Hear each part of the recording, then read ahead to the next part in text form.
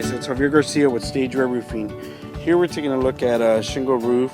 We're just going to go ahead and take a look at, so when do you know when your roof needs to be replaced? What are some signs? Let me go ahead and show you my view.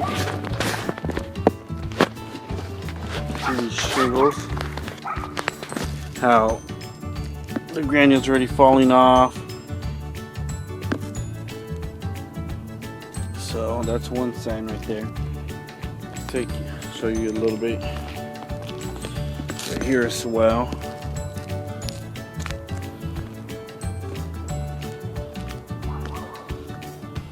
Old pipe flashings that need to be replaced. Alright guys, stay tuned for the project.